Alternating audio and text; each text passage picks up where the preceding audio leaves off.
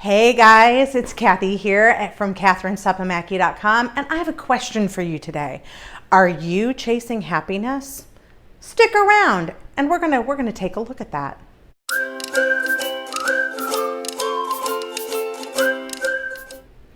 Okay, so there are a lot of people in the world today that spend their lives chasing happiness, but never truly actually getting a hold of it. So how do you know if you're chasing happiness? Well, there are a couple of telltale signs. First and foremost, you suffer from when-then syndrome. Okay, what's when-then syndrome? Well, it's the belief that, the repeated belief that when this happens, then I'll be happy.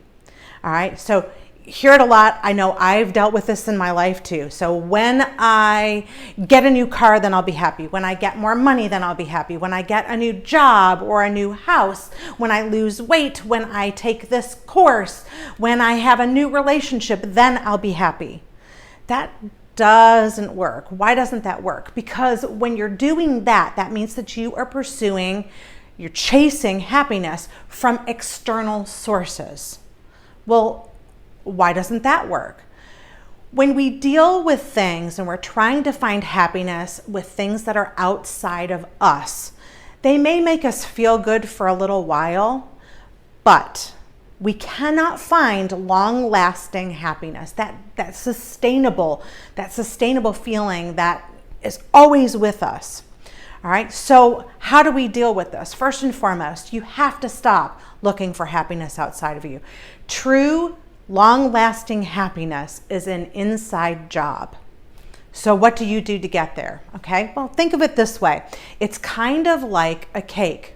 All of the external things that are going on in the world, all of those things you want, the job, the relationship, weight loss, the new house, extra money, all of those things are icing on the cake, but you've got to create the cake first. So how do you do that? First and foremost, you really need to be willing to take a look within yourself, because this is an inside job.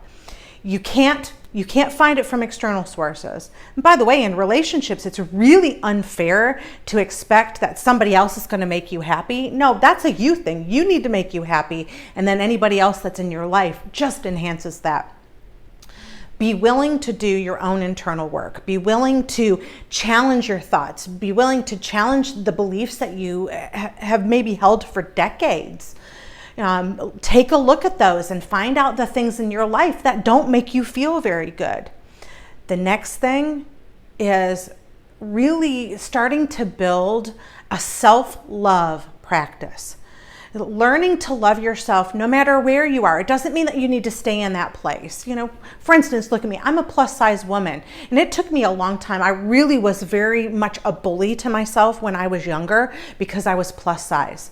I thought that because I had extra weight on my body that I wasn't good enough and I didn't deserve good things in my life.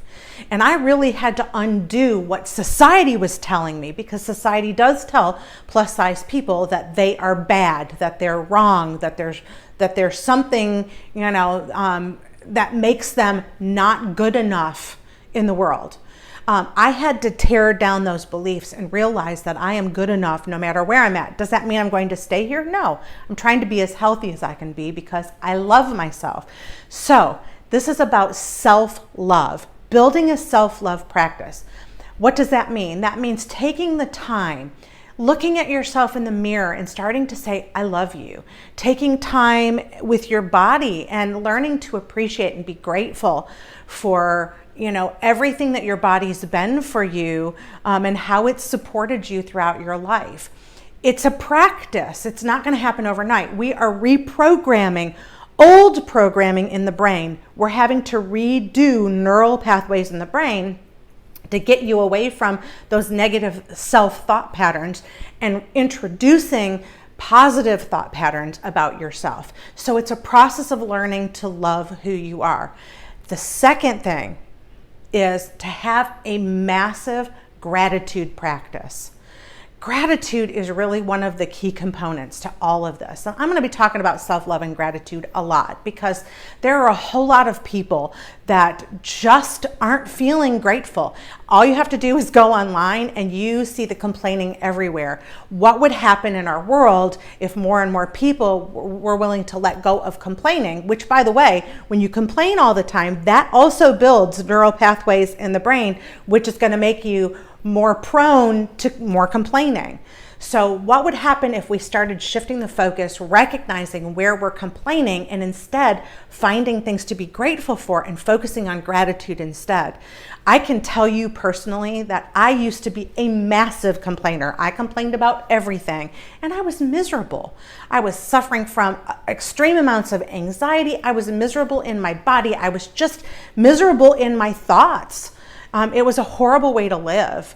When I started catching on to those negative patterns and started kind of changing those and really focusing on gratitude, then it didn't matter what was going on in the world around me. I could lose my job and still practice gratitude daily. I could, be dealing with not feeling well or having a period of being sick and still be grateful. And what happened was I started building more and more gratitude and I started feeling better and started feeling better. And so it doesn't matter for me what's going on externally. I mean, as I'm recording this, it's August of 2020. We've been dealing with a pandemic and a lot of kind of being stuck inside for 4.5 months now.